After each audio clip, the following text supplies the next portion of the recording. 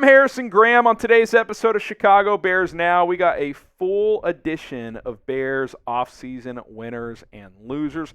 Take a close look at 5 individuals, and then we'll have some honorable mentions at the end of the show of what's been a very busy offseason and who's been the architect of that. That would be General Manager Ryan Poles. He is definitely a winner from this offseason. I think this guy has established himself pretty quickly as one of the more well-respected GMs in the NFL. I think if you anonymously took a survey from other league execs, assistant GMs, fellow GMs, I think Poles would have a decent chance of being in the top 10, and that's after only being on the job for 2 years and change. This offseason alone, and yeah, took a little bit of luck, but hey, you create your own luck from that trade the year before. You get Caleb Williams and Rome Odunze in the top 10. You trade for Keenan Allen with the 4th-round pick. You upgrade your running back room with DeAndre Swift. You sign Jaylon Johnson to a good extension that's fair for both sides. You get Kevin Byard, who's an upgrade over Eddie Jackson for not a ton of money. Gerald Everett is a perfect complement at tight end to Cole Kmet. You trade for Ryan Bates. Other moves too, other draft picks, other signings. Like, Ryan Poles has done pretty well. Like, I feel like, yeah, there's a couple areas they still could add. Like, depending on when you're watching this, hopefully they add another pass rusher. Hopefully they consider adding another interior offensive lineman. But all things considered, they've done pretty well, especially in terms of insulating Caleb Williams with a lot of talent on the offensive side of the ball. It doesn't even include convincing Shane Waldron to take this job, who I'm going to sit here and say he's some perfect, mastermind offensive guy, but I did a pretty good job with Geno Smith, whose career was in the toilet a few years ago. So I like what Ryan Poles has done, and I think he's a clear winner here.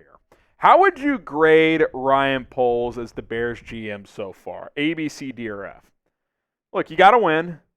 Took strides last year. I think you got to go like B+. I don't know if I'd go in the A's just yet because we got to see the winning. He is stuck by Flus, which is certainly, been a polarizing decision. We'll see if it pays off. I'll go, I think, a fair grade. I think personnel moves, you could argue, is in the A's, even though he's had a couple of misses. Claypool, Valus, those were a couple of bad misses. But other than that, I think B+, when you add it all up, is pretty fair, and that's pretty damn good considering what he inherited. The amount of bad contracts and dead money he had to deal with from the Ryan Pace era was a disaster. And the fact that by year 3, this team is considered by some a contender, that's a pretty good job. All right, Larry Borom. I think he's got to fall into the loser category. We've kind of talked about this before, but I just think with the volume of additions to this offensive line, especially at tackle, I know Borom can kick inside and play guard, but, obviously you draft Karan Amagaji out of Yale. He's going to make this team. I still think Jatiri Carter's on this team. Both Ryan Bates and Coleman Shelton are on this team. So your 5 starters, Amagaji, Carter, whichever center doesn't start, that gets you to 8. I think Matt Pryor makes his team because he's similar to Borom. He can play tackle and guard, and he's $2 million cheaper.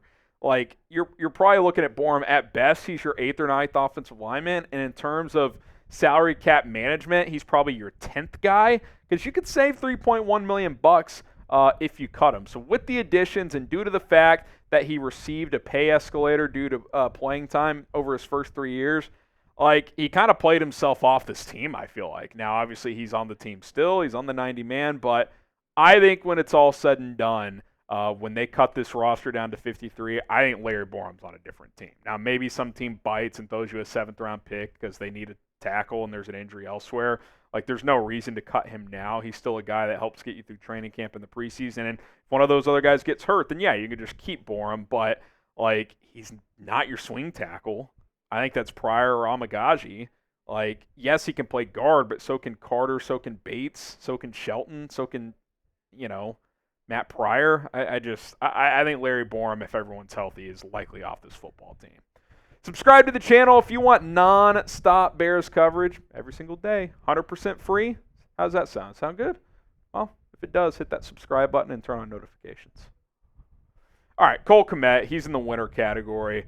For one, his contract really starts to kick into gear that he signed last year, so that's nice for him. But 2, and look, they tried last year with Robert Tonyan. They thought he'd be a decent complementary piece, knows the gutsy offense, yada, yada, didn't work out.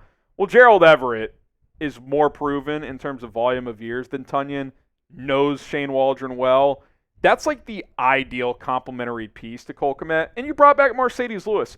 Cole Kmet was beat to hell by the end of last year because he was having to play both tight end spots because Tunyon couldn't play, and Lewis, really good tight end 3, and I'm glad he's back. He can only play so many snaps. He's 40 years old. So Gerald Everett's going to take some off of Cole Kmet's plate, which is good for him. You want Kmet to be a cornerstone piece here for a decade. And, with how much he was having to play last year, that was not sustainable long term. So I think the Bears did a good job of adding to that room with Everett, bringing back Lewis, who Kmet really praised last year in terms of leadership. So I think Kmet's a clear beneficiary of his contract kicking in, but also the additions to the tight end room. Pick yourself up Cole Kmet's quarterback's jersey. Caleb Williams, chatsports.com/Caleb. Navy, white, orange. I think some of the throwbacks are available now at that link, chatsports.com/Caleb. Go check it out. Pick up a Caleb Williams jersey today. Go represent, man. QB1. Good as jersey. Chatsports.com/Caleb. Link in the comments and in the description. Dante Pettis, who got hurt last year, was cut. Re-signed early this offseason. I put him in the loser category. 1, didn't hear much about him at all at OTAs and minicamp. And 2, you go get DeAndre Carter on this football team. Yes, that hurts Velus Jones, but that also hurts Dante Pettis. Like, if all things are equal and it comes down to Velus Jones or Dante Pettis, they will choose Velus Jones because they drafted him in the 3rd round, and Dante Pettis is on a 1-year vet minimum deal. And adding DeAndre Carter, I know that was just a vet minimum deal too, but you signed him for a reason. That feels like bad news for Pettis. Doesn't mean it's not bad news for Velus Jones too, but Dante is really going to have to stand out, I think, to make this football team. Like that signing of DeAndre Carter felt really notable to me. So I think Pettis is in trouble. I think he's really going to have to show out during training camp and in the preseason. Who do you guys think is the biggest loser of the offseason for the Chicago Bears? Could be a player, could be a coach, whoever. I mean, obviously guys who aren't here anymore. Getsy, Trenton Gill. Not a great offseason for them, although both landed on their feet. If you had to say one person, who is it? How about another winner? How about Matty Eberflus? Look at that new look, man. Listen, when a guy who some people thought would be fired and some people thought he should have been fired, I mean, I was one of those who, I didn't think he did a terrible job. The team certainly improved last year, but I just thought from a, hey, you're resetting at quarterback standpoint, why not reset head coach, get it all lined up? A, he keeps his job. He's a huge winner for that. He's still making a lot of money. He still has a chance to be the long-term head coach of the Chicago freaking Bears. That's awesome for him. And listen, guy's got a fresh look. He feels more comfortable, more confident when he takes the podium. Players respect him.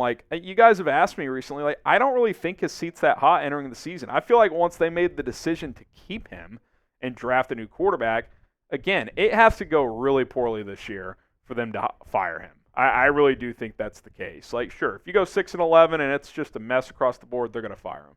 But if they're 8-9, 9-8, Caleb makes progress, the defense, is at least as good as it was last year, they're probably going to keep him for another year. So he's a huge winner, being given the opportunity to come back for a 3rd year, and he just seems more confident and comfortable. So good for him.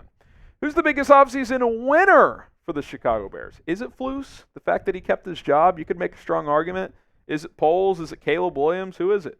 Let me know in the comments below. And a little rapid fire, some other winners and losers. 3 winners. Caleb Williams, number 1 pick. He's going to make a lot of money. Also, the Bears did a really good job of surrounding him with talent, so clear winner. Jaylon Johnson, sure, he probably wanted a little more money, but 4 years, $76 million. That's pretty sweet for him. Gervon Dexter. They let Justin Jones go and haven't replaced him. He's got a chance to start at 3-tech, so he's a pretty big winner too. Losers, Nate Davis didn't practice much. He's still in line to be the starter, but I don't think he's just going to be given that job. If he's kind of, going through the motions in training camp, missing practice, I could see them going in a different direction there. Elijah Hicks, they signed Jonathan Owens, Tarvarius Moore at safety. Kevin Byard's in the mix now. That's more of a Eddie Jackson replacement, but Quindell Johnson's still here. Hicks could sneakily be on the roster bubble. That wouldn't shock me. And then Tyler Scott, the minute they traded for Keenan Allen, but more importantly, drafted Rome Odunze, at best, he's going to be your 4th receiver. So he kind of got knocked down the pecking order as well. All right, hit that subscribe button. There are some Bears off-season winners and losers. If you have some thoughts, drop them in the comments down below. Share that link with a friend, youtube.com/BearsNow. We're on the road to 100,000 subscribers.